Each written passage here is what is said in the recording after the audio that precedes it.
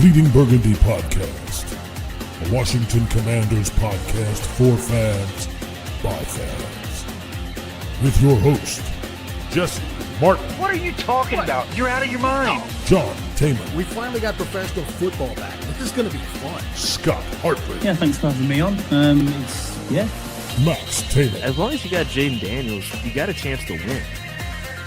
Spanning the eras of Washington football. Honoring the past. Commanding the future. And now, the world's worst podcast host, John Taylor.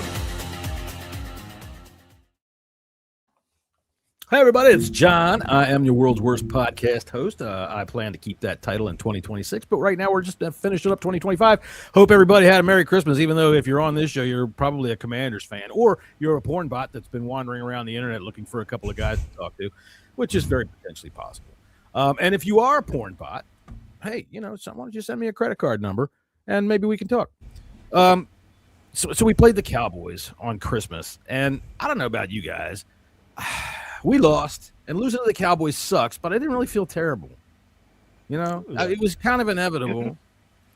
It was the way it was. Did everybody before we get into that? There's my good friend Jesse Martin over there. You are in it looks like an interview room in a police station.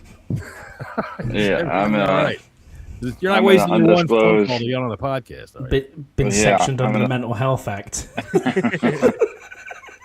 I'm in an undisclosed location somewhere in the mountains of West Virginia. Hey, I'll tell you what, almost everywhere in the mountains of West Virginia is an undisclosed location. Those people don't know where the fuck they are. All right, so and down below, speaking of people that don't know where the fuck they are, the king of the Royal Port of Barrow Christmas Parade, once again, Scott Hartley.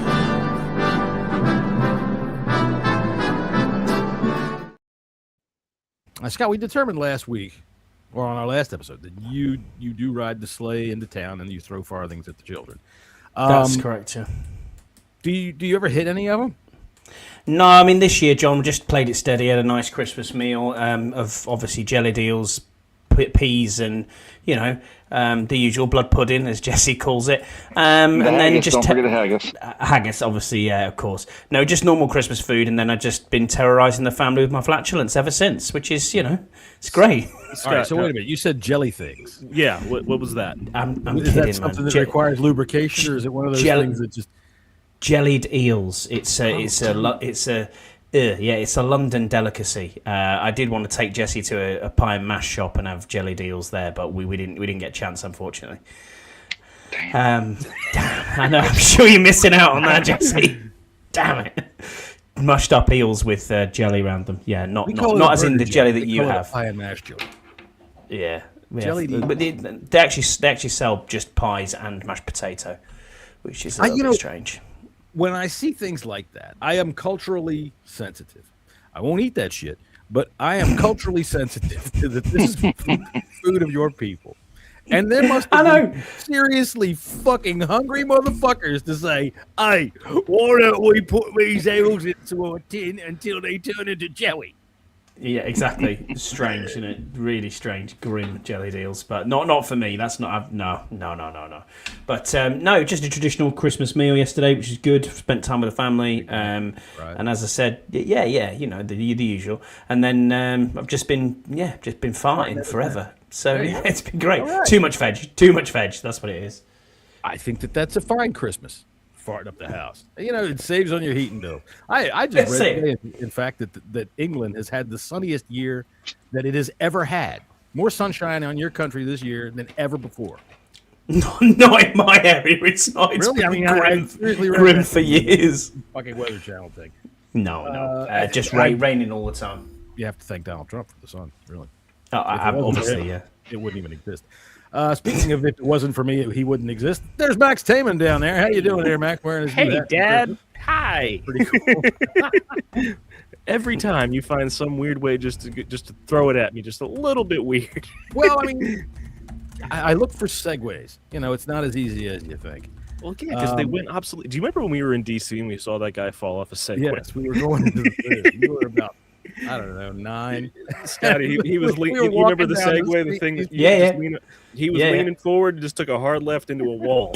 They were learning how to do it. They were on a tour, and the guy was, all right, everybody, lean this way, lean that way. That dude leaned and whammo. Fucking wall, face first. I was laughing my ass off, but you know, that's just the way it is. I figure this.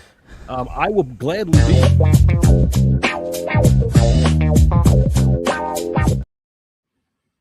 I will gladly be the dick of the week if you slam your face into the wall with a segue. Anyway, speaking of segues, there we go. All right, so we played the Cowboys this week. We did. Not so great. But, you know, kind of what we anticipated. So we're going to go ahead with first fast thoughts. Jesse over there with his completely white backdrop. I'm all thrown off here. I can see your whole face. There's a it's not Is dark. that better? There you go. Jesse, you got to put yourself in the corner so only about this much of your face is. There we go. All right, first fast thoughts. Go ahead on the football game. It was surprising, I guess. Especially how the first part of the game started, but we clawed back and made it a game. Yeah. All right, Scotty. Yeah, better than I thought it was going to be, especially being with the injuries and third string quarterback. Competitive game. Okay, Max. The second half was great, really. Great. Didn't give up a touchdown to that offense. It was kind of fun. All right, for me, so I'm with you guys in surprise. Not necessarily that we played well, but more that Jesse stayed for more than 3/4 of the fucking game. That's true. It's true. It was cold out. We were getting Actually, it smoked. was quite nice. It was quite nice. It was like 55 degrees. Was it really? You must have been sitting in Yeah. the sunshine. I don't know. I don't leave my house, so fuck if I know. We could tell. Well, all right. So, like I said, I didn't feel bad watching the football game. I think partly it was because I was participating in Christmas cheer and enjoying some, alcohol. But I think that also we were kind of all surprised by Josh Johnson he didn't turn it over, did he? No. You didn't shit the bed. He didn't shit the bed. Bill. Very good. By the way, only had 11 carries. Bill played with and 6 sacks. So that's always fun. 6 sacks. Yeah, exactly. Newton with 3 of them as well. I mean, he showed up. Not only with Newton with 3 sacks, but he had multiple plays. He had a couple TFLs. In the run game was really good. Good pursuit. This was his best game by far. I would agree. Now, my question is this.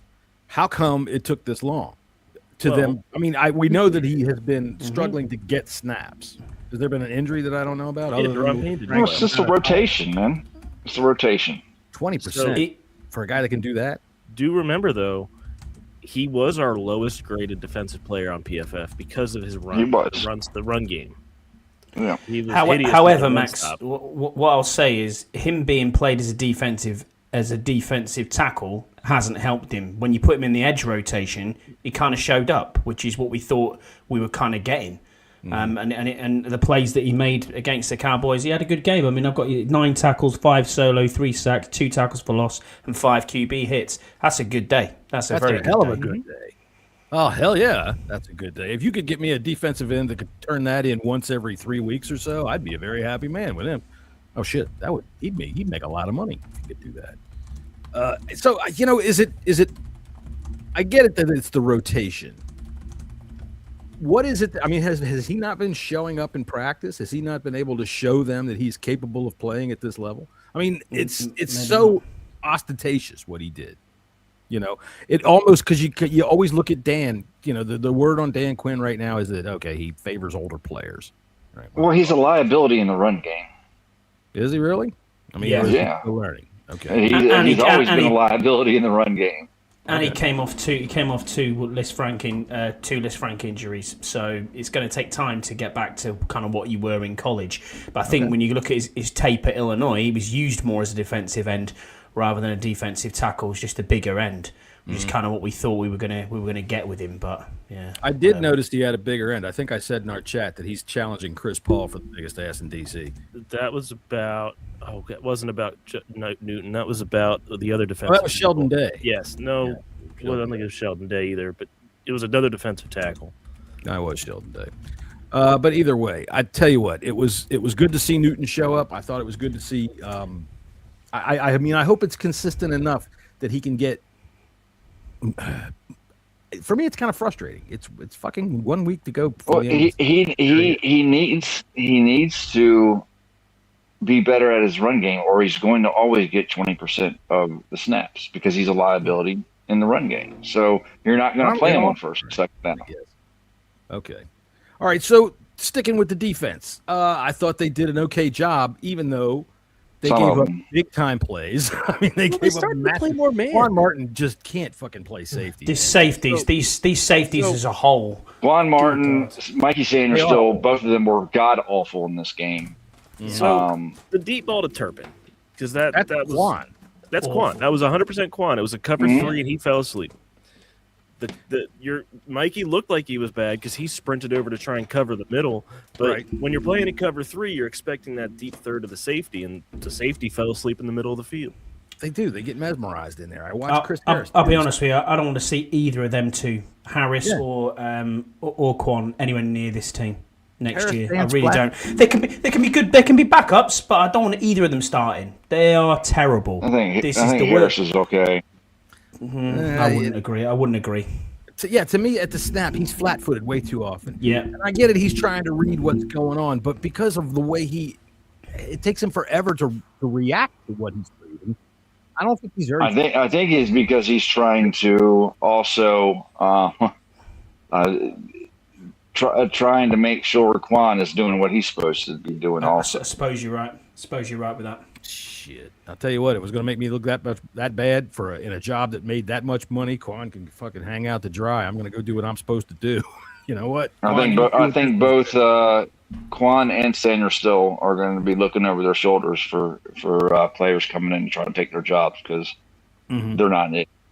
Those are the two that obviously we need massive help in the back end of our defense, as well as edge rusher, as well as we need fucking every position on the defense. Let's be fucking honest. All right. But here's honest. Yeah. Ready?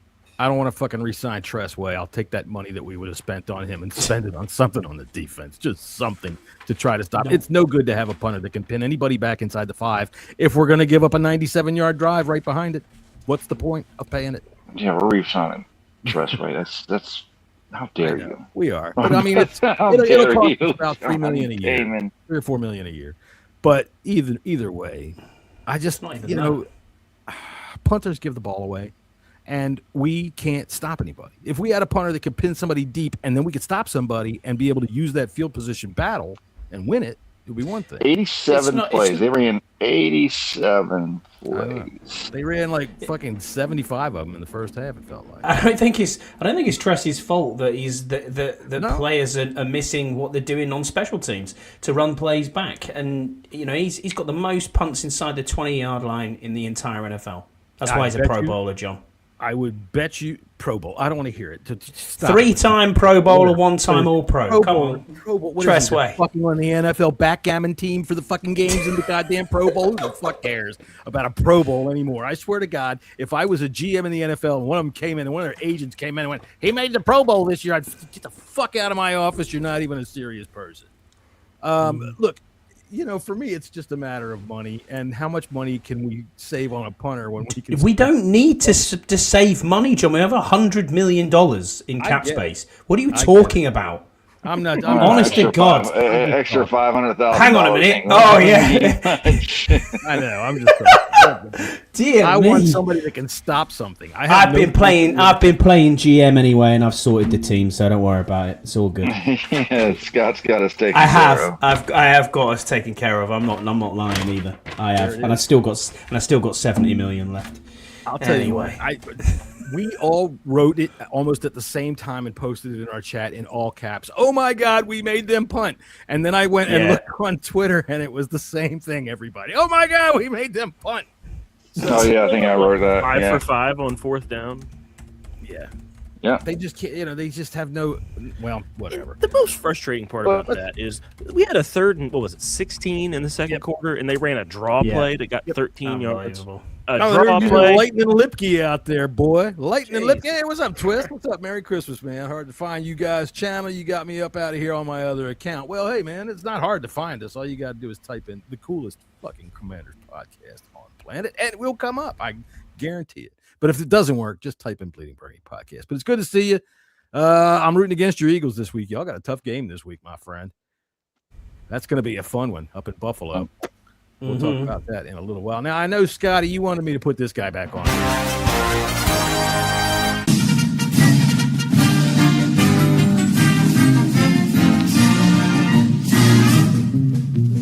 Go, Giants, go. Go out and march to victory. Go out and roll down that field. Apparently, that congenital freak made a Christmas video. He did a Christmas one. I'm sure. I thought you'd have it up there. Oh. No, I didn't. No, he's not, because he's not dressed in Giants colors. And if I'm going to do anything on Christmas, I'm going to high five Twist about fuck the Giants. And yeah, man, fuck that guy. So anyway, right now we're trying to say fuck the Cowboys. We did get 6 sacks. That was really good. I thought I kind of like Mikey on the outside, but I agree with you, Jesse, that he's going to be looking over his shoulder. Jordan McGee shows up. Terrible. Oh, Jordan McGee. Yeah, no, I thought Jordan played McGee had a decent. good game. Yeah, I Yeah. thought he flashes. You see him. He's big as shit, and he's fast, man. I think another year, another off season, him with a more prominent role, and I don't think we're going to see Bobby back next year. It'd be surprising if we do, but Jordan's going to have the reins handed to him as our middle linebacker, and it's good to see. We can kind of see him progress, especially towards the end of the season. So it's good. It's good to see that because we need that youth back there. We need that speed, and he's learning from one of the best to ever do it. So, yeah, I mean, he should be ready. I was looking for Frankie. Oh, happy birthday, Twist! Yeah, happy birthday, Twist. Frankie Louva this year's been underwhelming, I think. And I was watching this week, man. I was looking for a video to compare what it looks like because we're not paying the NFL fees, so we don't show plays or anything like that. But to compare what it looks like when our guys run a stunt, and don't you know it? Out on YouTube, there's absolutely nothing when you type in snails dancing a waltz. Nothing comes up whatsoever. But that's what it looks like. They take when they stunt, they look like they should just mail it in because the fucking post office would get them there faster. Anyway, let's move on to something else. Jesse, where should we go? The hell. The hell? Right. Offense. Let's talk about offense. The other side of the ball. Why not we go to the offense? Okay. Start with quarterback. Go ahead. Start us off. Yeah, and I mean, I think I said this last night in the chat. I liked the game plan that Cliff set out for 39-year-old Josh Johnson, who hasn't played a game in like 4 years. His last start with us? Josh, No, with Baltimore. yeah, it was by 2021. Yeah, I think it was 21 and 2022, something like that. Johnson took care of the ball. I think he's only put it in harm's way like one time, maybe twice. But I thought the game plan was sound, and the offensive line, for as beat up as it was, and it kind of got beat up throughout the game, I thought protected well enough for Johnson to be able to, didn't have everybody jumping the gun, jumping down his throat. Had time to get the ball out. You agree, Max? Yeah, I mean, the worst play he had was when he was rolling to his left and he hit Sam Williams in the gut with the ball. Oh, yeah. And he jumped up in the air. But if you look behind Sam Williams, that play was there. Debo was open. Like, that's the thing about Johnson. He's going to put the ball in dumb places, yes, but it's there. Right. There are plays there to be made. You can clearly see why he's a third-string backup. But at times you can also see why he's been in the league this year. You, your friends, and your Johnson. You, your friends, and your Johnson. And we can play a your lot. friends, and your Johnson. All right, so his passing is terrible. When he throws the fucking ball, duck hunters, I expect, are going to pop up out from behind something and start shooting at the ball. That thing, I don't even know if it spins. It just out there. I know I'm the old guy, and I can remember back when Billy Kilmer used to throw ducks, and I thought I'd seen them all, but no. Josh Johnson throws one of the worst balls I've ever seen in my life. He got enough of them there, I guess, but the running game. Scotty, what do you think? Start us off on the running game. Yeah, I thought Bill had a really good game. Obviously, breaking off the long run. What was it, 70, 73? 77. Something like that. 105. 105 yards in total, but 9.5 a carry on average. He was really good moving forward, and they stuck to the run game, which was good. I actually thought Cliff called a really good game. I'll be honest with you. Bit shaky in the red zone at times, but I know. I don't know what we do. We seem to get to the red zone at the moment, and it's only kind of been the last few games. Efficiency-wise in red zone, we're one of the top teams in the league. But I looked at it and just thought... Look, I see. Listen, I'm trying to tell you, and the proof was there yesterday. We cannot run in goal line situations, in very short yard situations. We always get stopped, and this is why Cliff has got to try to do other things in goal line situations. It doesn't matter if we're on the 50-yard line and we have a half a yard to go. If we run the ball, we will not get it. It's been like that all fucking year long. Yeah, and I don't know. I don't know what the issue is. I wish, especially with Mariota under center. I mean, looking at the game, was it last night? Or maybe no, it was Jared Goff. No, Jared Goff. You got a short yardage. Fucking do a QB sneak. When's the last time we've seen a QB sneak? My problem with the way we do sneaks is that, all right, maybe I'm wrong. I watch Tom Brady just fall forward all the time. That's what I mean. That's all what you I mean. gotta do. All right, you're 6 feet tall. That's 2 yards. Just fall forward. And it's not even a matter of fall because everybody's going to cram up on there. So I hate this bullshit where unless you're going to actually draw them off sides, all right, unless you're trying to actually get it down to 0 and draw them off sides, step up to the line, snap that motherfucker and go. Right? As soon as they get their fingers down in the goddamn dirt, snap that thing and go. Punch them, right? You ever see anybody who, you don't counterpunch with a yard to go. That's not how you win. Just get up there and run it. Do it fast. And in my opinion, Cliff's got to get kind of creative down there, but I think Cliff's got to get kind of creative with his playbook too. If it's not working this way, let him make it work. All right. So if we're not getting push here, bring one of those goddamn tight ends in the backfield, line them up as fullback. Let's get in there and play some snot-nosed football. Snot-nosed football. That's just gross. Snot bubbler football. Anybody's out there that knows what a snot bubbler is. Conrad Dobler was a bad man. All right. So, Bill, Max, what did you think of Bill? So, is Bill our running back one now? Not if we draft number 4 from Notre Dame. Nah, we're getting Breece Hall anyway, so it's fine. Scotty's already got his fucking algorithm working over there. Max, what do you think? Wait, hold on. We got to give him. We got a list. No, I found himself in a gay bar. No, I didn't. No, no. There is. Yeah. No. Sorry, that's the wrong one. Doesn't matter. Leave.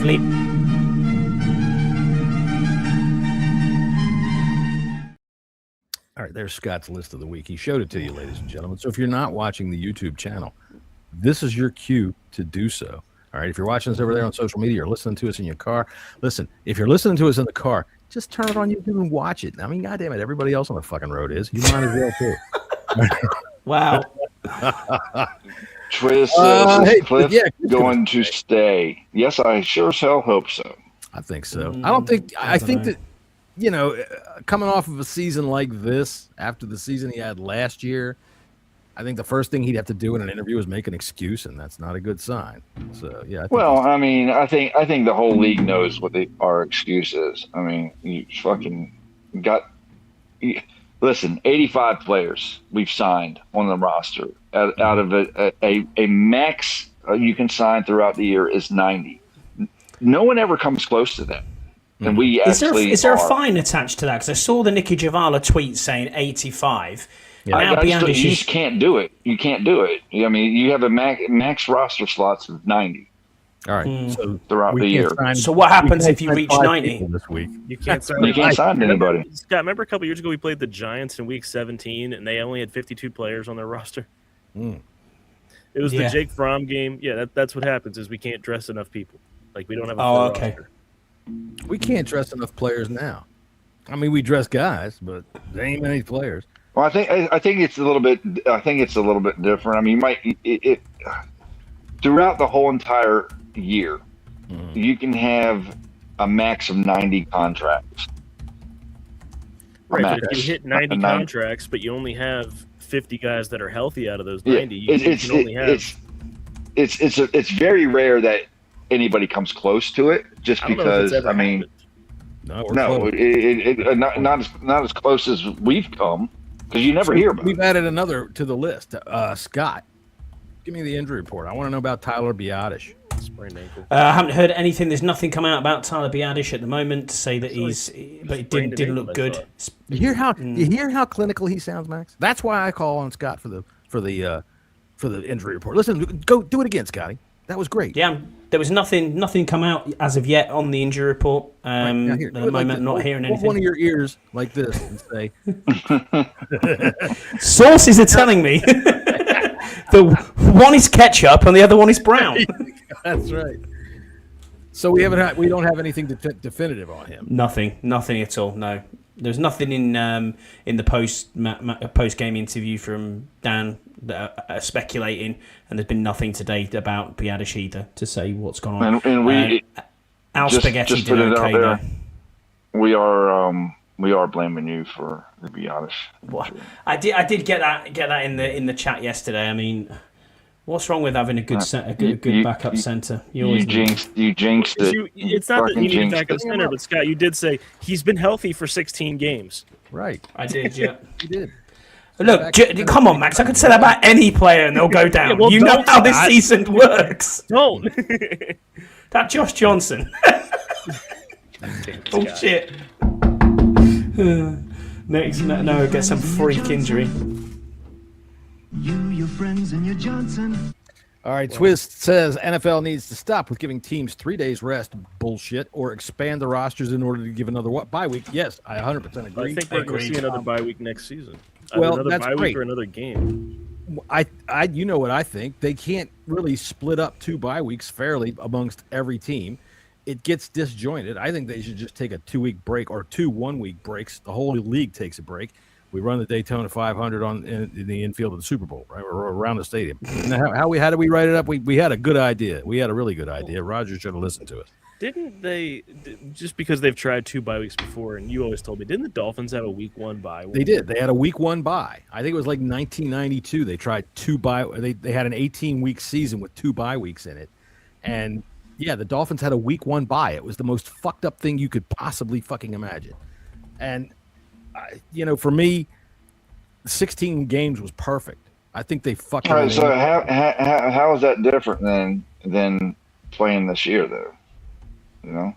What do you mean? Having a week 1 bye? I mean, it's just, you're still getting another bye later on in the season. Yeah, but it's. Yeah, but the point of the bye week is to rest up in the middle of the season. If you have week 1, think about it this way. These guys, especially in the late 80s, early 90s, they're like racehorses, okay? You get them in the stable, you shoot them up all full of fucking butyl nitrate, you get them out there in the goddamn starter, and you can't turn them around and say no, they're going to bite you.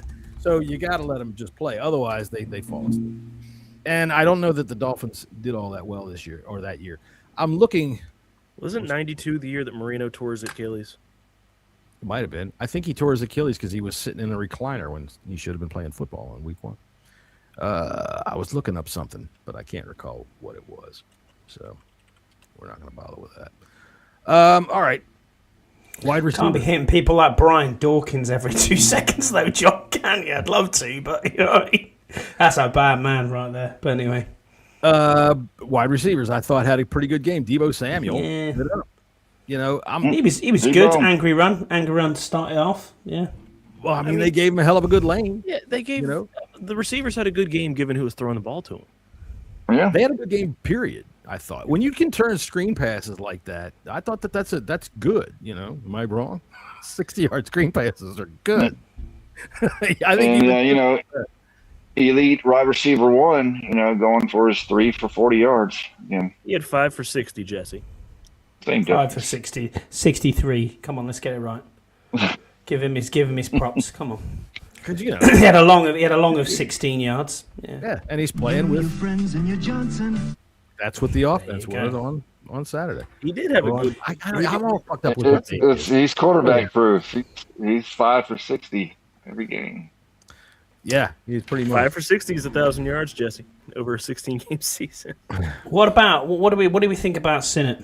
Genuinely, he got more involved. Yeah, man. I mean, he had his best game. Yeah, I thought he had a couple of catches in garbage time, which was okay. You still got to catch him. I think that the talent is there. You just got to use it. It's the same thing that you talk about with Jordan McGee. I think he's caught every ball that's been thrown to him, hasn't he? He's had 2 targets that haven't been catches. Yeah, so that means no. But was that this past game? Yeah, I think it was. That's 2 targets this whole season that haven't been catches. But a target could be the ball got thrown 20 feet over his head, which is entirely possible given his quarterback situations. And I think one of them I thought he did drop one this week. I don't know that he dropped it, but it was something that was not a good ball. I thought Terry played well. Debo played well. Burks, again, with a nice catch. All right, look, I know people are going to kind of wrinkle their nose up and say, "Oh, you're putting too much in on it." And we still need to go get a wide receiver. And I completely agree. We still need to go get a wide receiver. But I want to see ink on a piece of paper with Treylon Burks and Washington Commanders' names next to one another. Agreed. Yeah, I'm good with that. I like him. Good with that. He's got the talent. You can see it.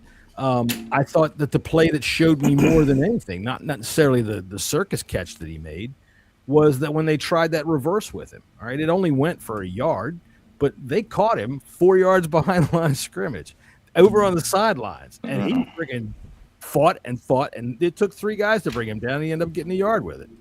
So I think Burks has always had the talent. I mean, his issue's always been health. He's been hurt. Injury. Right. If he can keep healthy, I think we've got one. That's what I want to sign him Plus, for. when he was drafted, his expectations were skyrocketed because remember huge. he was the replacement for A.J. Brown after the Titans traded him away. Mm-hmm. So, tell you what, he's almost exactly the same size.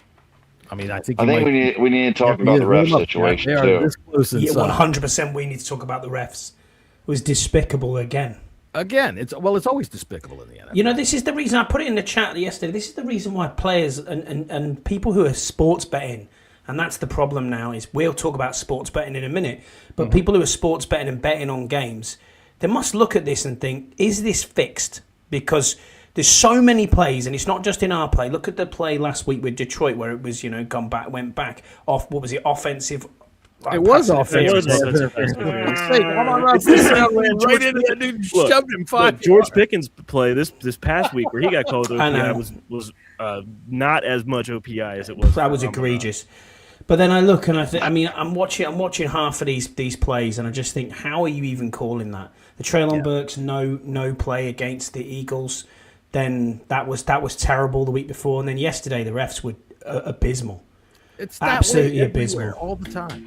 It's been that way for years. Right now, explain to me. They need to make them full time. They have to make them full time professional referees. This is the only sport I've ever watched, and tennis, they're fucking full time. Rugby, full time. Football, full time. Why is this such a big game in the US and worldwide, and they don't have full time professional referees with a union that can look after them? I don't understand it. We've been asking that question for decades. Now, didn't they hire some of them full-time, Max? Yeah, I remember that right? 10 years ago, but they only hired 1 per crew. Yeah, right. So, because what they want, Scott, is they want all these guys that are, lawyers and doctors. No, I get that. I understand where you're coming from, but why? That's their job. But why do they want to do that when you can have referees who could? It could be a pathway for former players. Do you really want to know why? Because when they have these rule books that are written the way that they are, you need to have someone with somewhat of a brain cell to be able to interpret what the hell they're trying to say. Well, see, here's the thing. What I always think is if you hire full-time referees, you're adding what, maybe 100 guys to the NFL payroll at the most, all right, or tops. And if they can't not afford it, you know job, what I mean? If that's their job, then okay, for 3 or 4 days a week, you're watching film. All right, you're taking what happened here, what happened there, what happened here, what happened here. You're getting better at what you do, and you are the most important thing. All of you officials are getting on the same fucking page. I can't stand it that from one week to the next, one call is these jerk down calls that they call holding on all the damn time. They do this fucking jerk all the damn time, and they call it one week, and then the next week they don't call it. They another time, and it seems completely capricious. All that it does is it keeps you're in this world. You're swimming, man. That's a lot of F's. What? There you go. Now you're good. Say that exact same thing again. All right, let me see if I can figure it out because it was a lot of F's. So when you see these kind of calls like this, okay, I'll start back from the beginning. When you have officials that are full-time employees, they can watch film, they can get together, and the most important thing is they get on the same page. We get consistency between crews. The worst thing is from week to week to week to week, you get one call this way, one call that way, one call this way, one call that way. So it lends fuel to the fire to these fools that think that this shit's fixed. And you know, people say, "Oh, that way they can also be held accountable as well." Right? You know, they get docked or some kind of some kind of. Dude, I watch Premier League football. I watch soccer all the time. If a referee makes a serious, egregious mistake, the following week they're not refereeing in the Premier League. Good. He's like, you know what I mean? They're rough refereeing 3 leagues below. It's not a punishment, but you take time off to then go back up to the top level again, and it's all professionally monetized, and they'll go through the system to get there. You know, there might be an assistant for 5 years before they even get to referee a football match at football league level. Yeah. Then you build up and build up and build up. Why are we not doing that? I mean, like I said before, Max, I get it about playbooks and everything else, and about how to read and interpret the rules and having the knowledge and brain to understand that. But if you've got former coaches or former players that might want to still be out there and think, you know what, I can make a living out of this, then why not? Well, because let me give you this with the George Pickens OPI yesterday. I don't know if you had the Netflix broadcast or if you were on Sky Sports or anything. I was on Netflix, yeah. So they were saying that Randy Moss used to tell Nate Burleson, give him the chicken wing as opposed to give him the hand. Right. It does the exact same thing versus this. It's just this is legal, but this is not. So, but it's interpretation. It's how you bend the rules, isn't it? Can I read you something real quick, please? Mm-hmm. So, Article 2 of the rule book regarding prohibited acts by both teams while the ball is in the air. Article 2, Section 4. We have 7 bullet points as to what is not allowed for pass interference. Tell me how many of these sound the same. A, contact by a player who is not playing the ball that restricts the opponent's opportunity to make the catch. B, playing through the back of an opponent in an attempt to make a play on the ball. C, grabbing an opponent's arms in such a manner that restricts his opportunity to catch a pass. D, extending an arm across the body of an opponent, thus restricting his ability to catch a pass, and regardless of whether the player committing such act is playing the ball. So if you're playing behind the receiver on a crossing route, you cannot reach your arm across them to make a play on the ball. Unless you don't touch them. I've seen it done. That's fucking what Emmanuel Forbes is everybody give all fucking praise for. That's what he keeps doing. Cutting off the path of an opponent by making contact without playing the ball. F, hooking an opponent in an attempt to get the ball in such a manner that it causes the opponent's body to turn prior to the ball arriving. Or G, initiating contact with an opponent by shoving or pushing off, thus creating separation. Yep. However, Article 3. Article 3. Permissible acts by both teams while the ball is in the air. Incidental contact by an opponent's hands, arms, and body when both players are competing for the ball, or neither player is looking for the ball. If there's any question whether contact is incidental, the ruling should be no interference. Yeah, we know that. The thing about it is, I always think that interference is pretty obvious when you see it. Yeah, but how many times have we seen interference get no called or called? Or even better, when they tried to do the whole instant replay about interference, it was overturned one time. Right. See, I think it should be used. We had that play last week where, not against the Cowboys, against the Eagles, where remind me, it was one of our receivers was going for the ball and Burks in the end zone. Burks Burks in was the going end for the zone. end zone, and he's literally holding. He's got a grip on his left arm and holding it down. And when you can see that, all right. Now I get it. I was talking with a couple of peoples about the tripping call a couple of weeks ago that negated a long run by Marcus Mariota, right? And if you start to try to go back and call penalties like that, then then you're going to have people going, oh, look at the holding over here, that holding over there. Before you know it, lawyers are going to be what we're watching on television. So, but interference, 90% of the time, is just one or two or three guys. So I think it's obvious enough that the booth can call down and go, hey, he had him by the arm. Throw the goddamn flag. But also, to build off of that, the same season when they had pass interference reviewed, Kelvin Harmon got called for a pass interference 15 yards before the play actually happened, where when they tried to call pass interference, he was getting pushed away from the ball. Hang on a And second. Joe Theismann was on the preseason game saying, how is this possibly offensive pass interference? Hang on, I'll be right with you. Hold on. Hello? Oh, hey. Yeah. Hey, no problem, man. Thanks. All right, talk to you later. All right, that was Kelvin Harmon calling up to thank anybody for saying his name on the fucking podcast. Good for us. That's great. No, isn't he one of the DC defenders? Doesn't he play Yeah, he was. football? I did see one thing. Speaking of now, we're talking about older players. T.O. is now playing pickleball. I'd like to play against him. So, all right, let's do some head smacks and butt pats for the football game. Head smack. You're in the war sewer again, It was John. mostly exhibition football. All right, who are you giving a butt pat to? We'll start anywhere you want, offense or defense. Jesse, go ahead. I'll start with Josh Johnson, man. Hats off to you. Yeah. You know, we got down 21-3, and you fought back and helped make this second half pretty competitive and fun to watch. You, your friends, and your Johnson. All right, Scotty, what about you? Who you got a butt pat for? Yeah, I'll take the low-hanging fruit and say Bill Krosky-Merritt. Now, you know, when you're patting butts, the low-hanging fruit is actually somebody's balls. Be very careful. Doesn't matter. He can have a ball pat after 100 yards. That's fine. 105 yards for Bill. Yeah, man. That was fantastic. Max, how about you? Debo, he went and got his money. Debo.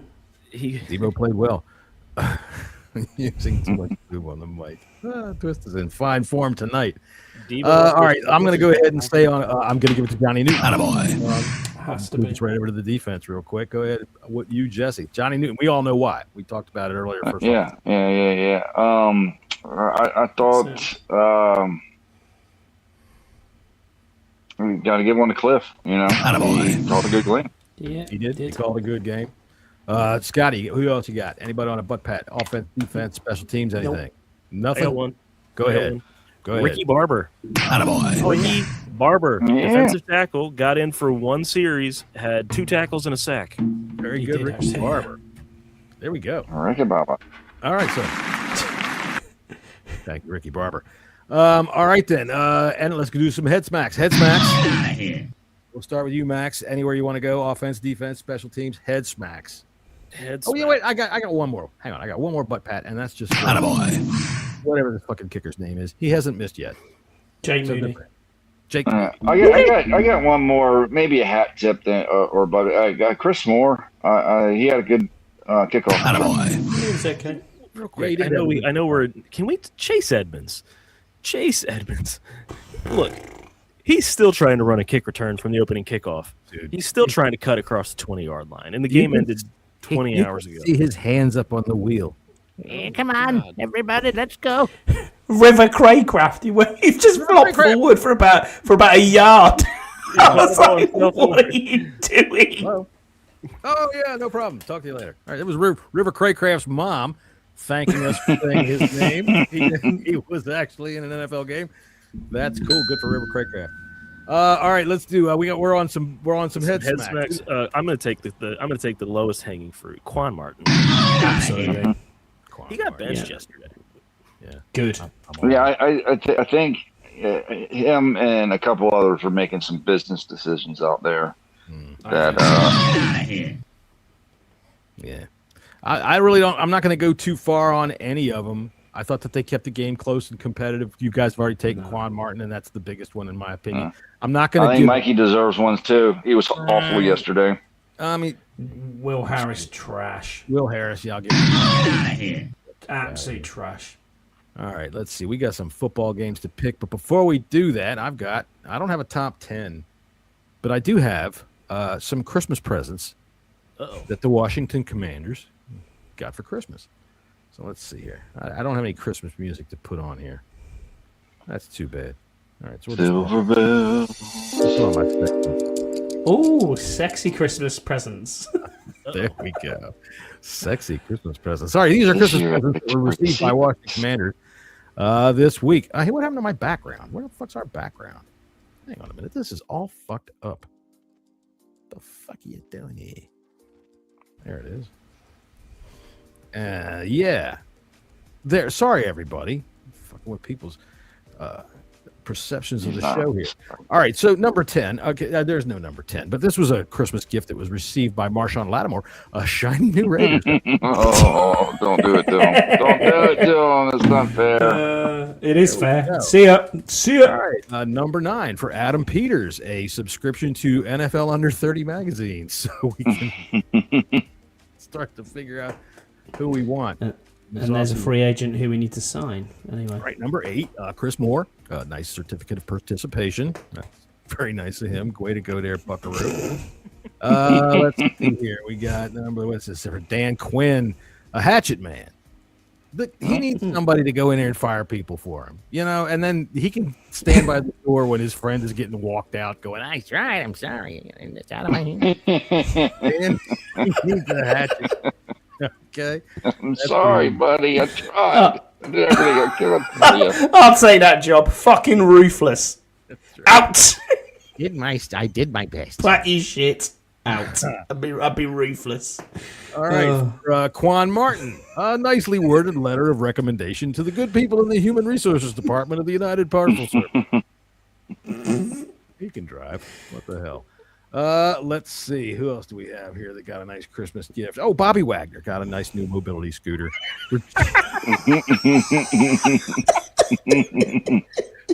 Passing down. There he is. His nickname's Two Sticks. I do believe the last gift that was brought by Santa Claus to Washington Commanders personnel was Joe Witt, who got a stool, a blue vest, and 10 minutes in front of a training video to teach him how to say "Welcome to Walmart." Fuck out of here. All right, so there's our Christmassy stuff right there. We'll get into some football picks. All right. And you know what? We're going to do it like professionals. We're going to say right after this. And we're back.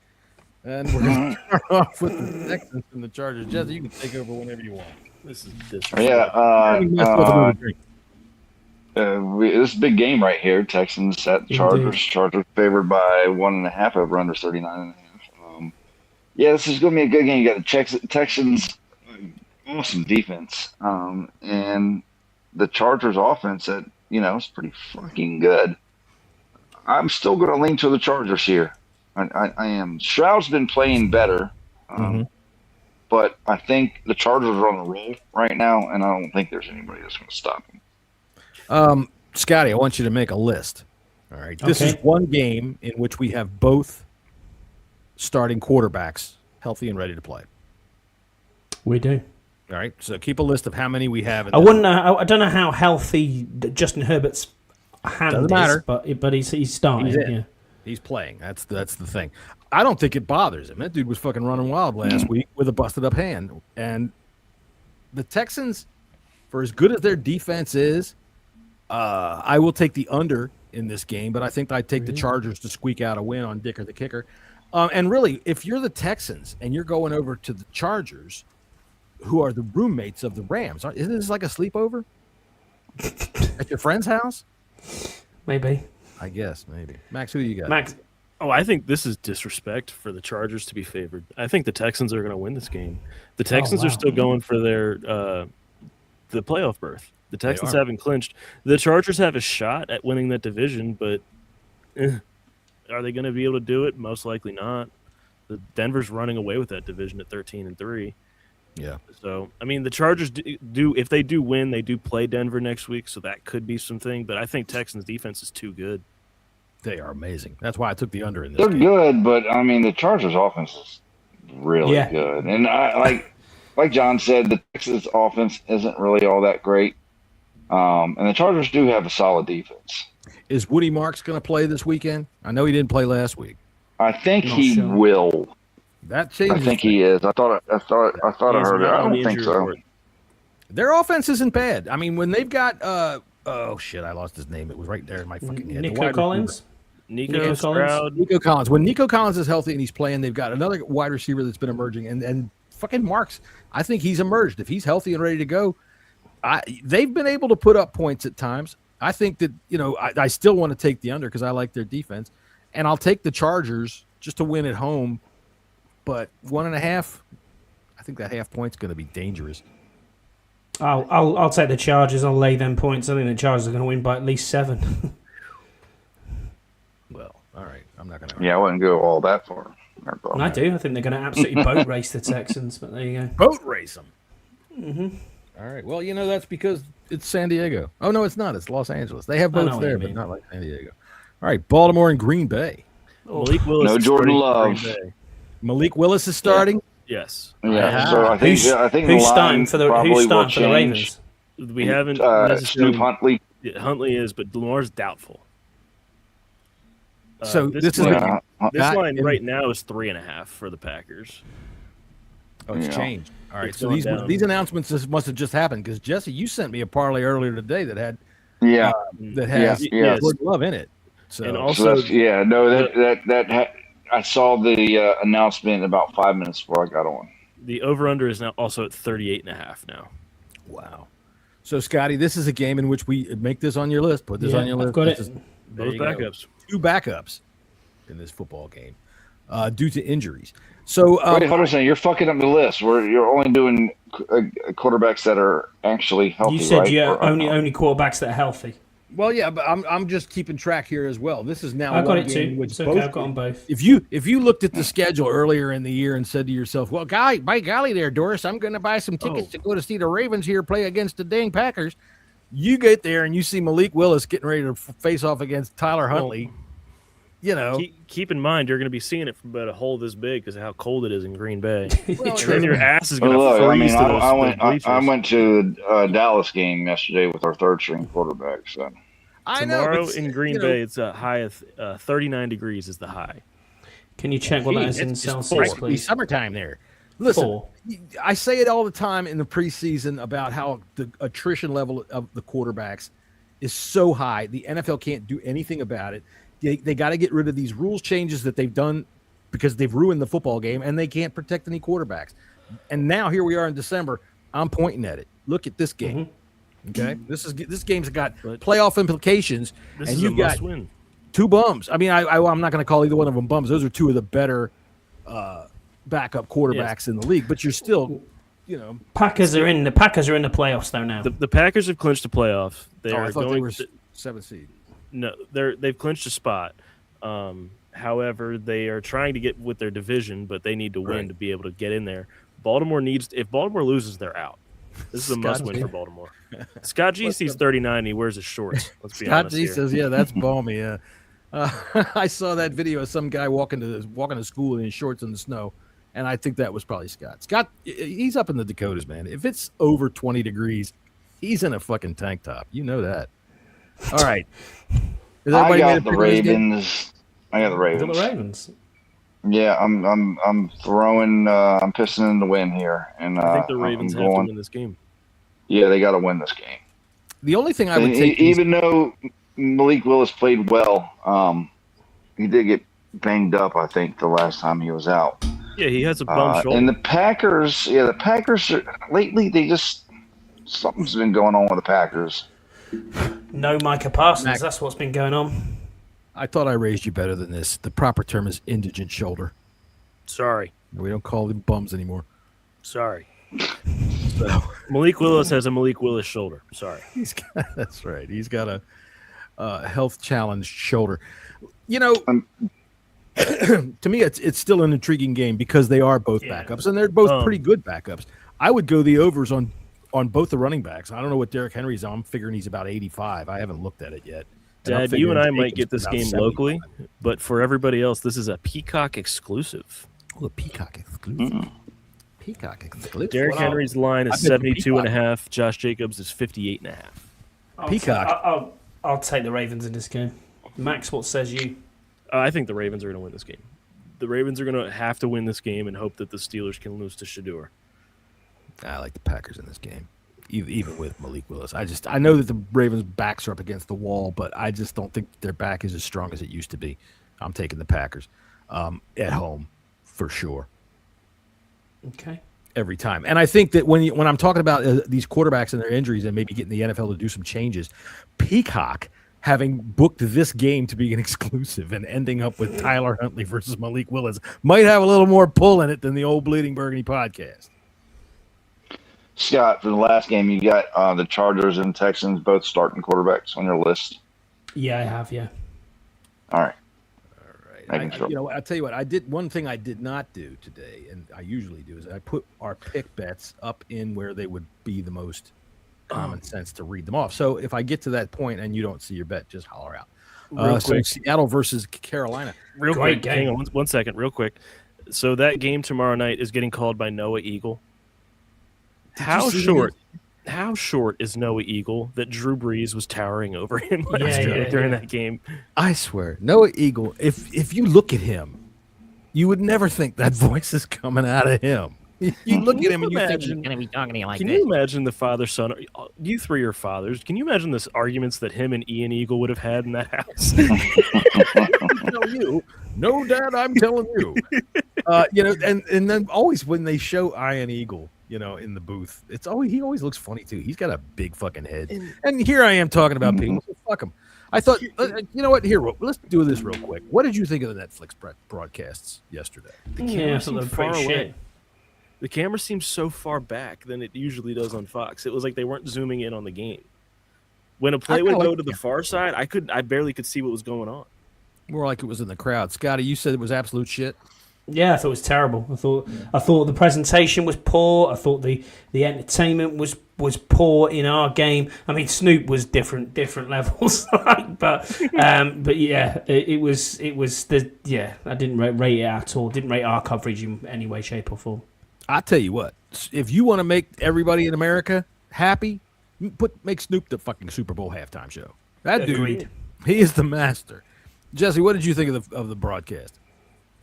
I mean, I was there live. That's right. You were in the game. So Jesse, what was the halftime entertainment during the game?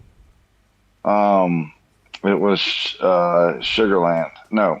Oh, okay, Sugar Hill Gang. Yeah, Sugar Hill Gang. Yeah, okay, yeah, Sugar Hill Gang. Light.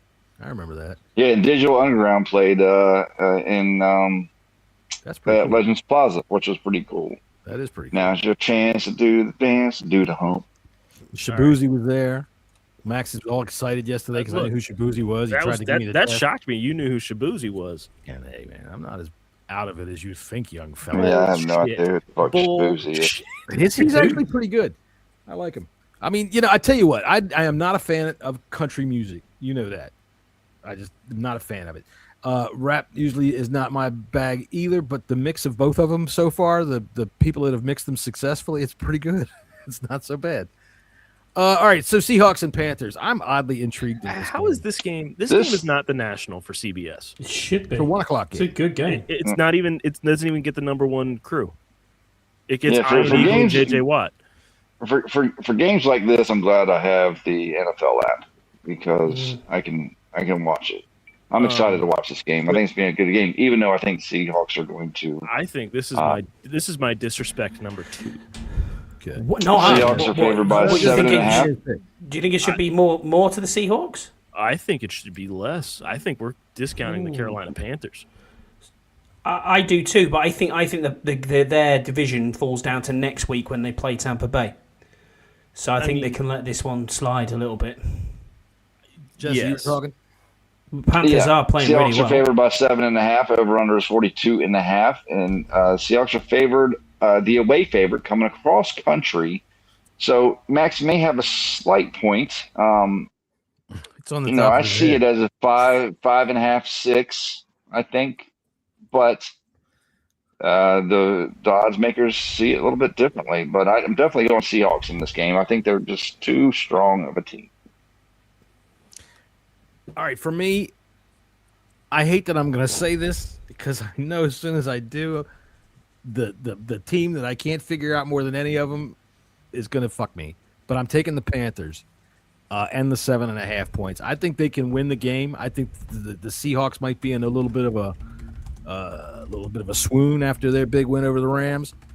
I like the Panthers in this game at home. They are playing for their lives, and I mean, I get it. Either it's going to come down to next week for them and the Bucks, but I don't like this notion that they're going to let it slide. I don't think that they can, and I think that the Seahawks might look past them. They've got the 49ers next week, and that's going to be a huge game. So give me the Panthers, and I'll take the over in this game. I'm taking I'm taking the Seahawks. I think it'll be close, but I think the Seahawks will win the game. I think the Seahawks are going to win, but I think it's going to be close. I would think this is a last-second field goal by Seattle, 17-14, 20-17, somewhere in that range. And this is a 1 o'clock game? This is a 1 o'clock game. It is not going to shock me at all if Carolina wins this game. No, me too. I'm exactly right with you, Max. I agree. I think that Carolina could win this game quite easily. It's a flip of a coin, and I never thought I'd say that. They're playing really good football at the minute, the Panthers, but so are the Seahawks. That game against the Rams a couple of weeks ago, that looked like an NFC Championship game. It was that good. This is going to be a blowout. Come on, guys. Let's be real here. All right, here we go. Game of the week, boys. Game of the week. This game is going to have a lot of offense. This game, Jacoby Brissett is going to have his arm fall off because of how many times he's going to throw the ball. Now, on the quarterbacks, are we saying Brissett is the backup because Murray's not obviously there? Brissett's the starter. Yeah, they're not going to play. You classing? No, but you classing him as the starter is what I'm saying, John, for the book. Oh yeah, as a matter of fact, yes. Here you go. Opening I've day got my parlay right here. John's quarterback overs. Hold on. Scott's asking you a question. You're not giving me a clear answer. What is the answer? So I'm saying, is Brissett the starter? Because you wanted me to mark down all the starting quarterbacks. You don't know. Is it Kyler Murray? It should be Kyler Murray, really, shouldn't it? It should be, right. So he's the back. So yeah, Brissett's the backup. When I say so there are some that I think, like for the example, Spencer Rattler was the quarterback coming in for the Saints, but I think Tyler Shuck was going to be the guy all along, right?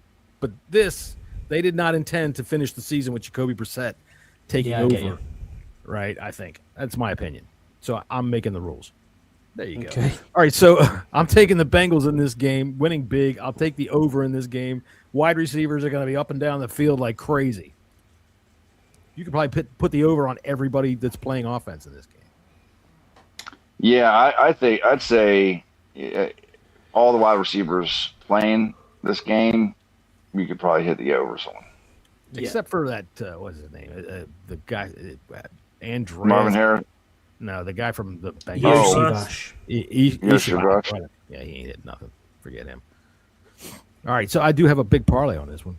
John's quick quarterback overs, and it starts with these two quarterbacks. Both of them are going over their number, 262.5 for Burrow. He's going to throw for over 300, I think. Jacoby Brissett over 252.5. Even if he throws for only 2 yards of completion, he's going to throw it 700 fucking times. All right. Trevor Lawrence going to get Scotty Zamanel over 235.5. There we go. Drake May over 255.5. Mr. Automatic at plus 998. That's my quick quarterback overs for the week. I'm gonna send Scotty a Trevor Lawrence wig, so maybe that'll help him. She said if they get to the championship game or the Super Bowl, I've got to wear a wig on the pod. Oh, that would be great. And the best part about it, dude, is if you put a bandana over it, and then you can be for one of those guys that sang for Poison. All right, so I already made my pick in this game. Bengals. No one's not picking the Bengals. Come Jamar on. Chase in fantasy Super Bowl week is almost as sure of a thing as you can possibly say. I just looked it up. He averages 135 yards in fantasy Super Bowl. Wow. Mind you, that's only been 4 games, but 135 yards. I mean, mind you, nothing. If you could tell me 4 games a guy averages 135 yards, I want to know where to sign him. So, all right. So, Scott, Jesse, you made your pick on this game? Yeah, I got the Bengals, man. Yeah, I think it's going to be a high-scoring game. I would also hit the over on this game as well. Same. Yeah. I think the Bengals could get the over on their own. Yeah. All right. So, Tampa Bay and the Dolphins. To me, Baker Mayfield runs like a man with a hamster up his ass. This is just me. I mean, you're not wrong. Cool. Then we've seen the same movies. All right. Yeah, we keep clicking Jesse's links. I'm taking the Bucs in this. I'm not going to drop those points though. 7 points, too much. No. Yeah.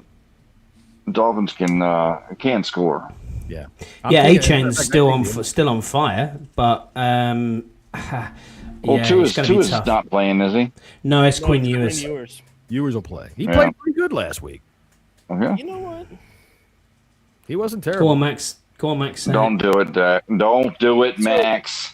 I'm going to provide my rationale first. What is here off the top of your dome? What is the Bucs record since the bye week? I can see why Scotty didn't put this one up. Ha! They're 1-6, and their one win was against the Cardinals. Since they've lost to the Saints, the Falcons, the Panthers, the Dolphins might sneak this out. I think they might. I don't want to call it, but I think you could be right. Achan is on fire at the minute, so and I mean, Bucs need this game. They're going to get this game. They do. They will. I think they're going to win it, but I wouldn't touch the 7 points. I would say Bucs win. Dolphins with the points.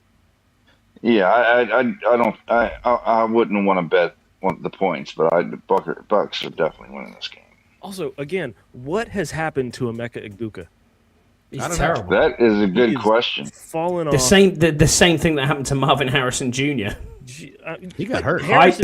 Harrison never actually popped off like Egbuka did at the beginning of the season. Suppose so. Yeah, I'll give you that. One time my Egbuka popped off, and I got thrown out of Kmart. Egbuka, his target share, Egbuka has 119 targets, which is almost double anyone else on that team.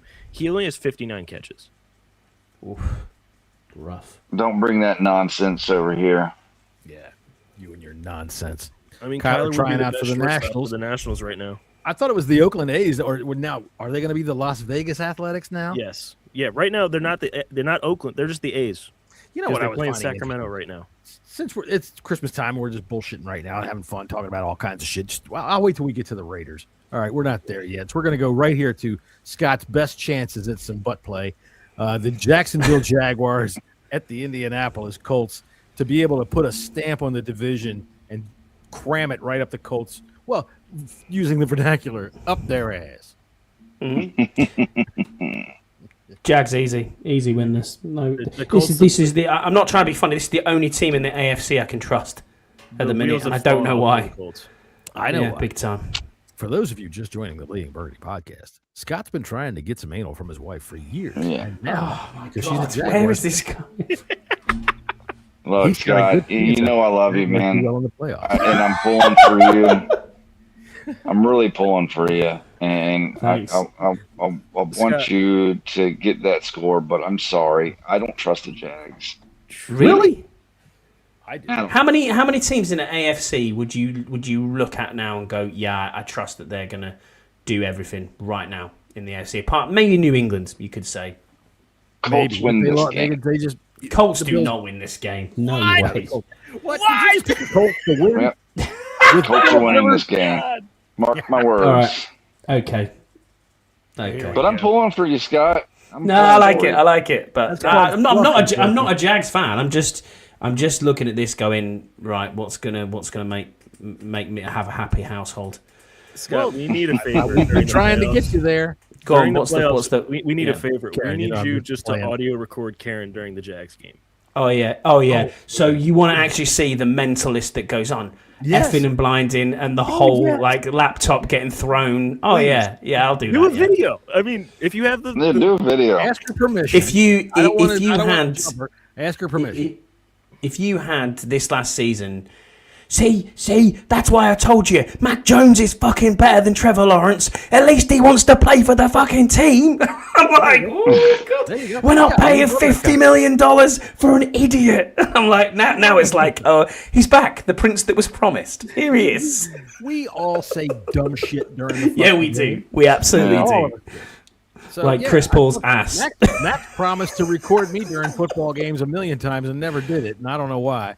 But John, because every time I tried, why do you think every time we go to the game I sit by you? It's because it's the funniest thing I've ever seen. Because you also know that if you're going to go fight someone with a walking stick, that's very true. My favorite part of going last year, of the goofy shit that happened, was that, well, for one, I turned around, I looked up in the stands, and all I can see is Scouse.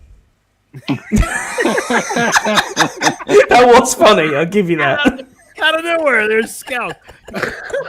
It was the timing. It was just comedy timing, wasn't it? Straight away. Boom. And then also when they did the thing where the Commanders did the thing where you could put yourself on a Sports Illustrated cover, right? That little cool thing that they did. Well, mine, they got me going like this to the Giants. Get out of here. Go home. And it looks like I'm going like this, but they got me right when I was doing my little get the fuck out of here dance. All right, so where are we at now? We are on. I'm taking the Jaguars in this football game. I can trust them, and I think that they can score a lot of points because I trust fucking Cohen. And Liam Cohen. Liam Cohen. Yeah. Sorry, this is that Jack Daniel's Tennessee Honey, and I've had a couple of them, so I wanted to make sure I knew his name before I said it right. But yeah, dude, he's a quarterback whisperer, and it looks to me like right about 2 weeks ago, Trevor Lawrence figured it out. No, he has not. Yeah. No. We would have heard about it. Or he'd be coming you wouldn't have heard about it, that's for sure. Scott would be doing the show like this. Hey, guys. He ain't getting none. Scotty doesn't have the... Maybe it's the other way around. I don't know, but yeah. Scotty's got to put that look in his eye, hitch his fucking hand down his pants and say, hey, baby. We'll get you there, Scott. We'll get you there. All right, are we all on the Jags except for Jesse? Yeah, except for Jesse, yeah. All right, except for Jesse. I'm taking Jacoby Myers and his over in this, too. I think it's like 58.5 yards. Fuck yeah, he's on fire. Can someone look up what is not what's he called? Strange, I think, at the tight end. Is it Brenton Strange? 36 Strange. Yeah, Brenton Strange. I would take the over on that. He's got a lot of receptions as of late. Yeah, Lawrence has figured it out, and the tight end is part of it. So Scott's pisser of the week. Yeah, right here. So Amari Hampton anytime touchdown. A Zach Charbonnet anytime touchdown. A Chase Brown anytime touchdown. The Bengals minus the 7 and the Rams the 8.5 is a 2.642. You and these anytime touchdowns. I just like running backs on anytime touchdowns because they get touchdowns. You can't really do it with receivers unless it's that's the book of knowledge. Put that down in the book of football knowledge. And if you bet in like Puka Nacua or you bet in someone, it's like that's not going to happen. Like CeeDee Lamb, he's on an accumulator yesterday, and I'm like, back him. No. I had CeeDee Lamb 60 yards yesterday. And see you, Twiz. Take care, mate. Happy New Year, brother. See you, buddy. Yeah, definitely better come back next week, Twist. We're playing the Eagles. The Eagles and Commanders come back. We need to talk about it with Twist. We do. All right. So I'm figuring if Twist has to go eat dinner, that means he's about 14 years old. His mom just called him. He said he just turned 40. He did, yeah, he's 40. Hey, I'm not going to goddamn pretend. He can be whatever he wants to be on this show. My sense of humor level stopped at around age 13, and I'm proud of that.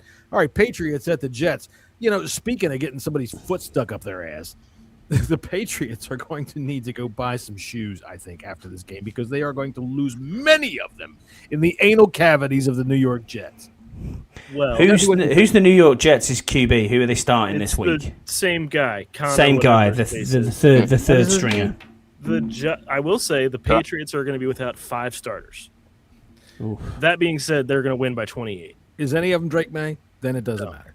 All right. So I think Travion Henderson was practicing this week. I think he's questionable. He was a full participant today. I said it earlier when you bring up Travion Henderson about these Brady Cook fixed. All right. Last week everybody was like, "Oh, look at Travion Henderson. He goes out right at this point of the game, and they try to tie it into some kind of fucking over under." It's like, okay, I saw his head bounce off the turf like a fucking basketball. You didn't? Yeah. Did anybody watch Travion Henderson when he got hurt? Yes. His fucking head bounced off the goddamn floor. So, all you morons out there that like to talk about how it's fixed, fuck off. Prove it or shut up. Do you guys think Aaron Glenn gets fired? Yes.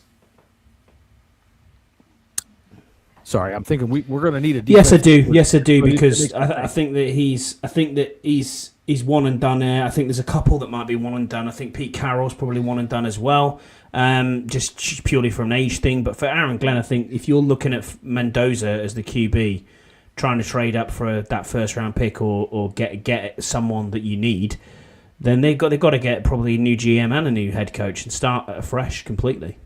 Well, we're going to get to the They game got a of the couple. top two teams here soon. You know what the They Jets got a ought to do? couple first round picks, I think. I think they have, yeah. They can trade up, can't they, Jesse? Yeah. The Jets, they keep taking stabs at the next best thing at quarterback. They keep, let's try this one, let's try that one, because they're always picking way fucking high. Mm-hmm. You want to be smart? You need to stabilize the ship. You bring in somebody that can do that for a year. Kirk Cousins. Well, they just tried to do that with Justin Fields. I get it, but Kirk can stabilize the ship, and I'm not talking about. I'm not advocating for Kirk for the Jets. I'm just saying stop chasing the brass ring, and it's nothing but a fucking piece of tarnish that you keep grabbing. I would even say go down to Miami and get back Zach Wilson for fuck's sake, and give him another try before you picking any of these bumps. Tell me who in this draft is a quarterback that you're worth picking. None. I don't think is it probably Mendoza. That's it, isn't it? And I don't even think he's all that. I don't even think he's all that. No. Anyway. Oh God. Are we all taking the Patriots? Yes. Yeah, we're all taking the Patriots, and I'm going to lay those points 13.5, and it's going to be the over because the Patriots are going to win 46-0. Well, hang on. Interesting thing about this game. Did y'all see the thing about the Jets with this field goal competition? Oh yeah, I heard about that. Yeah, they're going to give $100,000 away if somebody can hit like what, a 30-yard field goal. It's a fan, a super fan who has been season tickets all her entire life, and then they told her no because you're a high school soccer coach. And who knows how to kick? Today they reversed the decision, and she's going to be able to kick the field goal. Good. I hope she hits it dead down the fucking middle. Good. She was saying she was paying for her father's medical bills, I think, as well. Was the whole reason behind why she wanted to get in to do it, which is of course, a bit of a sad story. Needs an operation. That's why I want people to please donate to the Bleeding Burgundy podcast. Jesse's mom needs an operation. We all are feeling bad. I just think that for the Jets, you are one of the shittiest organizations in all of football, and you always have been. All right? Let me just say that straight off the top. And I'm a Commanders fan. I've seen shitty football for the last 25 years. The last time I remember the Jets being anywhere close to good was when Rex Ryan got you to two AFC championships with Captain Butt Fumble. But other than that, Joe Namath. All right, it's been fucking 75 years since you people were worth a fuck. All right, and now you're going to go and try to turn away your fan base by saying this woman can't kick? Get the fuck out of here. It's $100,000. I hope she can make it. Before you were worth a fuck. That's a new one. I like that, right? Let's just move on. Next game. Okay, we're moving on to New Orleans Saints and the Tennessee Titans, an oddly intriguing game. Am I wrong in that? What do you find intriguing about this game? I kind of am intrigued by Tyler Shuck. I think he's pretty fucking good. I think that John's got a crush. But no, I mean, maybe not really a strong crush. This guy could become a halfway decent quarterback. It's not a total waste of time. And Cam Ward, you can see things happening for him. I mean, he's got a bad team around him, but I think he's got talent. So I think that there's things to watch in this game. You just like the fact that someone can say "shuck" on national television, and hopefully they make a slip up. Well, there's always that. And maybe Saints are favored by 2.5. Over under 39.5. Titans are at home. I think this is going to be a competitive game. Titans I think they've been playing better as of late. It has. And you're right. I do like Cam Ward, and I think he's got some talent, and he does have a shitty team around him. Spears is good. Yeah. I mean, I think the Saints' defense is really good, the Saints have won 3 in a row.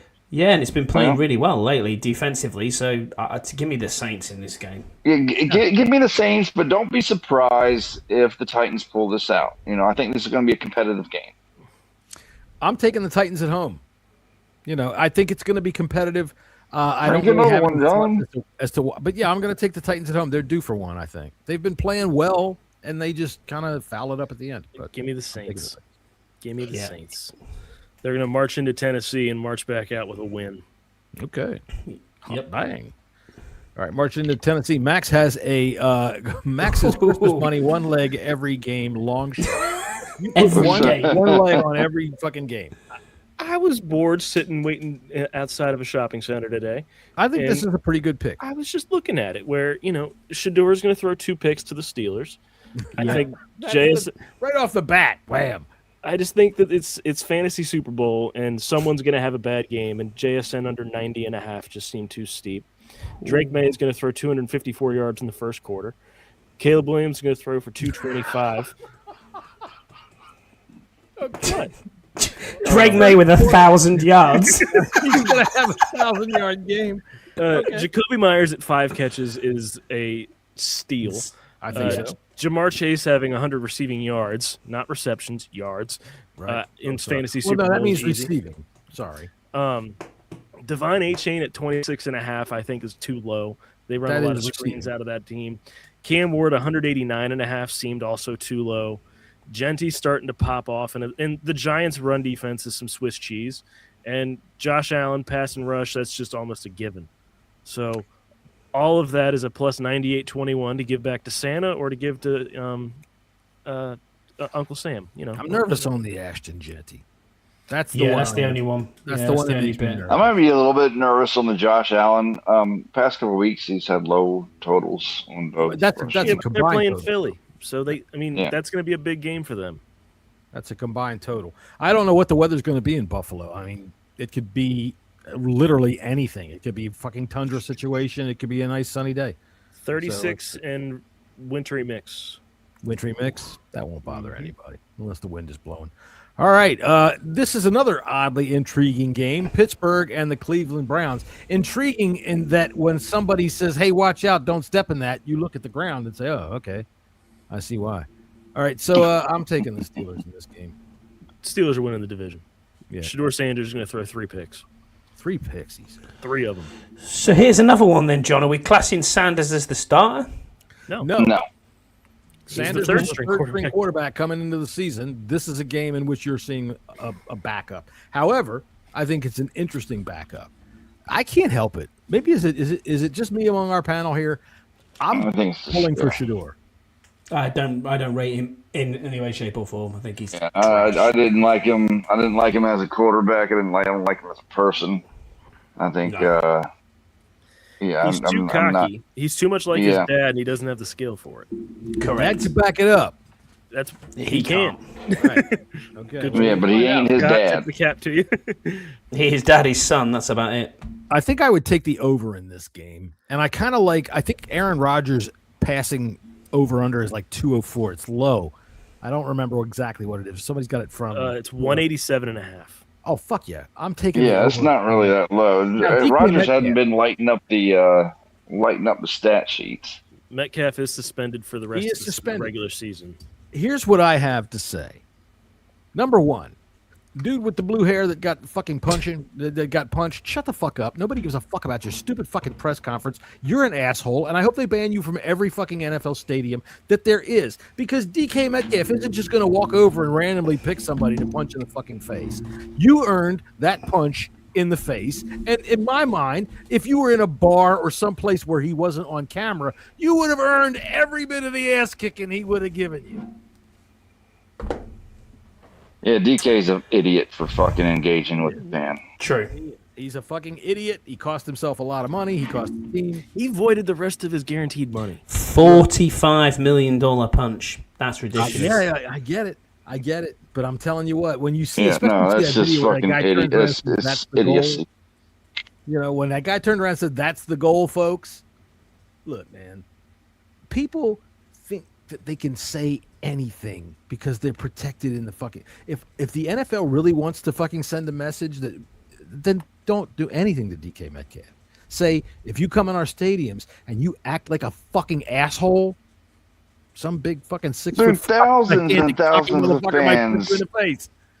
Thousands and thousands of fans. And you've been to games before. You hear what fucking people say to them. Jesse, Listen, you don't go to the front row and yell at them where they can hear you. No, that's true. Listen. No, but I mean, we don't. But there's fans that do every fucking game. Every fucking game. You're right. And my point is, most 99.9999. That's the first time I've ever seen anything like that. All right, in an NFL football. Yeah, because Metcalf's a psycho. I don't know. I think that guy wants to Jack said a defensive tackle that went into the stands one time. Yeah, he did. Yeah, a Lewican, wasn't it? Yeah. Also, it's not the same sport, but Dad, the malice at the palace. Well, yeah. Yeah, exactly. Scott, do you know what the malice at the palace was? Yeah, Eric Cantona's kick. No, in NBA, Ron Artest went into the stands and I did a beat the shit out cartoon. of It was one of the only cartoons I ever did about nothing that was the NFL, about Ron Artest going into the Scott, you should look at the YouTube of the malice at the palace. Oh my god, dude, that guy asked for it though. Yeah, there's a fucking documentary on that fucking shit. Scott, Ron Artest got suspended for a year and a half because of what he did that day. That guy I'll text you it now. Eric Cantona's Kung Fu kick. That was awesome as well. That was a crystal. When you said Palace, that's why, because that was a Crystal Palace fan. That's why I thought. So, there you go. There you go. They were playing Manchester United today, weren't they? By the way, Manchester United were playing Newcastle tonight. It was 1-0 Man. Oh, that's right. That's right. I believe Ron Artest was so affected by that, he changed his name to Meta World Peace. Meta World Peace. Yeah. And it didn't matter because he elbowed James Harden in the elbow one time. Look, man. Or elbowed him in the ear. I am about tired of people that think that they are insulated because they can say, you can't touch me, it's the rules. If you pop off, you should expect what you should get back. That's all I have to say about this. Did we all pick this game?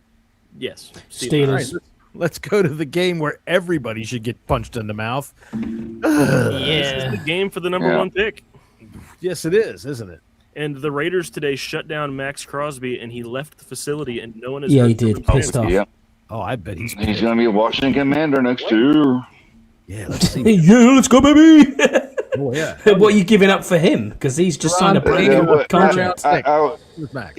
Hartley, you'd probably give him all that $100 million a year, wouldn't you? What we have left. Like, I'll give you 7 first-round picks. I know you can't do that, but yeah. So you can have all of our picks this year, all of our picks next year. This should be flexed to prime time. So I will say, talk about trolling. There you go. Now, just why not, dude? Let Al Michaels. And here they are again, Jackson Dirk back there. Just for the reason of the Bleeding Burgundy podcast, this game is watchable because Kevin Harlan is the play-by-play. Nice. If I'm Kevin Harlan, I'm saying, what the fuck? Why am I having to do this piece of shit game? I'm taking the Raiders. And, real taking quick, the Raiders? Because I mentioned it earlier, the national game for CBS at 1 o'clock is the Steelers and Browns. That is what Jim Nance and Tony Romo are calling. Woof. Woof. I'm taking the Raiders. Who are you taking, Max? I don't have a coin here. Hang on, let me Google flip a coin. Hang on. Jesse, while Max does that? While Max is flipping? I don't know whose shit smells better, I guess. I guess take the the Giants. Giants. I'll take the Giants. Okay. It was heads. Give me the Giants. I'll take the Giants too. Even the Giants' shit doesn't smell better than anything. All right, so I'm the only one out here on the Raiders? You're the only one on the Raiders, Johnny. I'll take the Raiders. I don't care. I think this team's probably going to tie 6-6. I want the Giants to win so they don't get the number one pick. 9-6 in overtime. There you go. 2-2, both safeties. All right. This is a good game. Oh, great game. We have a couple. I mean, we had some really shitty games, and we have some good games to close out the day. Eagles-Bills. Go ahead, Jesse. Yeah, I got the Bills. Bills are favored by 1.5. Over under 44.5. Give me the Bills. I ain't picking the Eagles. Sorry, Twiz. Yeah, I'm taking the Bills. I'm laying those points, and I think they're going to spank the Eagles. I think they're going to give the Eagles that wake-up call the Eagles need right before the playoffs. I think this is the Bills' get back. This is disrespect part 3, where the Bills being favored by 1.5. I don't care if it's raining. The Eagles' offense is flat. Yeah. And while the Bills have been flat, the Bills, you can see where it's trying to go. The Bills are going to do this, and they're going to do it big. They're going to do it big. Don't disagree with Max at all. The Eagles were not great against us. Yeah, give me the Bills. All right, Jesse, you got a big wing it all around parlay of the week here coming up. Yeah, we got Matthew Stafford over 225 passing yards. I'm sorry, that's all not over. All alternate, right? All alternates. Yeah, all alternates. Pookie Nabubu is going to 70. Jordan Love, scratch that out. Yeah, that's got and replace. Go ahead and replace that one with Malik Willis, which will probably bring. Yeah, which will probably bring the odds up. Raise it. Yeah, do you want me to build this for you real quick, Jesse? So you can do that. Yeah, do that while I keep going. Josh Jacobs, 40. Drake May over 1.5 touchdowns. A Bucky Oiving. Bucky Oiving. Anytime. TD. A JSN. Was that Jackson Smith Ninjello? 70. And a Jonathan Taylor, 60 rush yards. I like this. I thought that was a 60-yard rush, as in just off one play. I was like, wow, okay. This is so weird, man. With Taylor 2 seasons, I like this. 60 yards rushing by Jonathan Taylor made me nervous. Which 5 weeks ago would have been like I'm building it right now. Oh, okay. Sorry, I'm halfway done. That should give it like probably 19 or maybe. I reckon it'll go over 2. It's a good, damn good odds. We can move so on. While we're waiting on that, we'll go to the next game, which I think is a great game. It will be a good game. This a great game. Bears at the 49ers. The Niners are favored by 3. I think it should be more. Over 52.5. Yeah, give me the Niners all day. The Bears are fake, motherfucking lucky ass fake team. Agreed. Niners are going to smash the fucking Bears. They're going to smash them. I will take the points. And the Niners are flying on all cylinders right now. I mean, they really are. I agree. I think that they are going to smash the Bears. I think the Bears are, like you said, fakes. They're kind of what we were last year, but I don't think that they have the same kind of propulsion that we had. We didn't have the luck that they had last year. But theirs is starting to run out. There's a starting to run out. And this is I think we did have a lot of luck last year. I like the 49ers giving the 3 points, and I also like the over in this game. Jesse, that takes you to plus 28.58. Wow. Ooh, that's big. Right. Let me see that again. Where's that again? I'll put that thing back up there. So if we're trading out Jordan Love for Malik Willis at plus 175 or 175 plus passing. What did you say that was? I just 28. 28.58. Or yeah, 28.58. Wow. Dang. $10 bet wins you $285. That's nice. All right, let's get back to the Bears and the Niners. No, appreciate that. Yep. I think the Bears are winning this game. Pretty wow. easy. I think there are a lot of Bears fans in San Francisco. I don't really shut up. Jesus Christ. I see what you did there. No, I think the Bears are going to show up and show people how real they are right now. And before the playoffs, they're going to beat the shit out of the Niners. I got to tell you, I'm kind of disturbed by how quickly my son got that joke. A lot of jokes I get like that, I stumbled across something on the internet. Oh, fuck, what the fuck? Oh, my God. Jesus Christ. I'm taking a Niners. Remember the days of JPEGs and 14.4 dial-up where you would look at her and you'd go, oh, yeah. I do, John. I remember the days of putting a picture in MSN Messenger and going, sorry, my mum needs to use the phone. It'll download later. Then you get half a head. Is that a bike? I don't know. One line at a time. Look at those. That's a nice tip. And there's There's a dick. What? There's a what? Oh my god!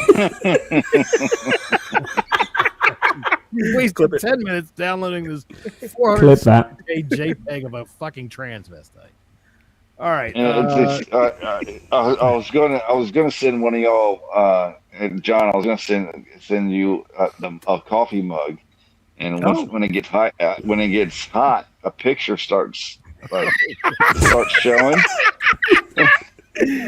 No, and it's this big old fat black dude fucking. I know what you're about. Yeah, Jesse, what's very funny is he doesn't drink coffee, but his wife drinks tea. So we ain't even going there. You better stop it right there. The LA Rams with the Atlanta Falcons. That's your step. All right, Rams at the Falcons. Rams are favored by 8.5. Over under is 49.5. And I tell you what, guys, I like the Rams in this game, but I like the Falcons to cover. Me too. I like the Falcons to cover, Rams to win. Make that 3. Yep, absolutely exactly the same. Yeah, I'd take Puka Nacua and Matt Stafford for all the overs they've got. But I think that Stafford's going to win a lot of people some money this weekend on fantasy championships. I think Bijan Robinson's playing well. Yeah, and so is Kirk's not playing bad. Pitts is starting. Yeah, that's what. There you go, Max. Both on there. Kyle Pitts is starting to play really well. Yeah. There you go. All right. Well, there you go, ladies and gentlemen. That's our show for today. I'm glad for everybody that has stuck around for it. Hang on a minute. Let me go find our goddamn closeout. So we've got 13 games there, John. And of the 13 games, we have 1, 2, 3, 4, 5. We have 6 with quarterbacks that would be starting normally. Both quarterbacks. So there you go. Less than half the schedule here the day after Christmas are going to less than half the schedule is going to be giving you starting quarterbacks. NFL, figure it out. Peacock, I know you're listening, so figure it out. You guys paid for fucking Malik Willis versus Tyrone Huntley. Is it Tyrone?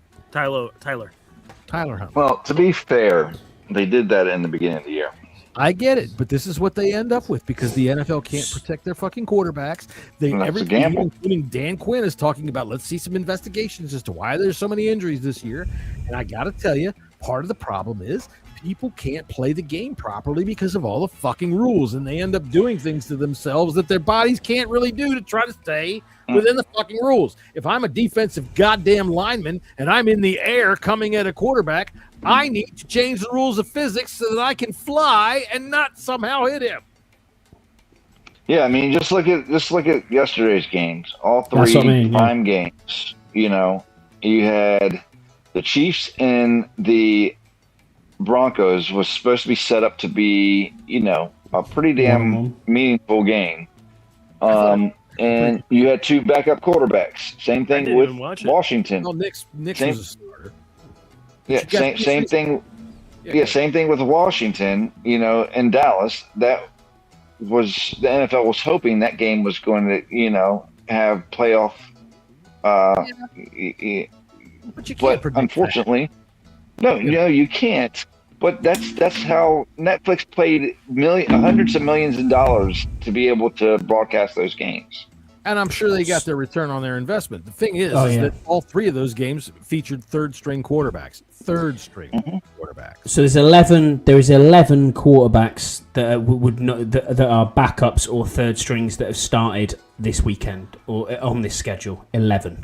All right, so this is what my plea is to the NFL every year. These stupid fucking what you'll do by looking at this is you'll make more rules to try to protect more people. And what you're doing by doing that is you're making it more dangerous to play the game because nobody knows what the fucking rules are. All right, what's the next tackle that's going to get banned, do y'all think? Because, I mean, the hip drop's already banned. The more rules you make, the more fucking problems come, okay? The more fucking problems come. And with the way that the gambling is now, you can't afford it anymore. So anyway. You're probably going to not be allowed to tackle the ground anymore for too long. Now, pretty soon we're just going to have 2-hand touch, or really, the defense will just put out cardboard cutouts and say, okay, if you bump into one of these, you're down. All right, we will be back. What is today? Today's Friday, right? Fucking Friday. When we have holidays in the middle of the week like this, it fucks me all up. All right, so today's Friday. We don't have a game this Sunday, so we'll be back When are we coming back? On Friday. Next Friday, we will be back to discuss whatever the fuck we have to discuss then. So until then, we'll see. Eagles preview. Yeah. Later.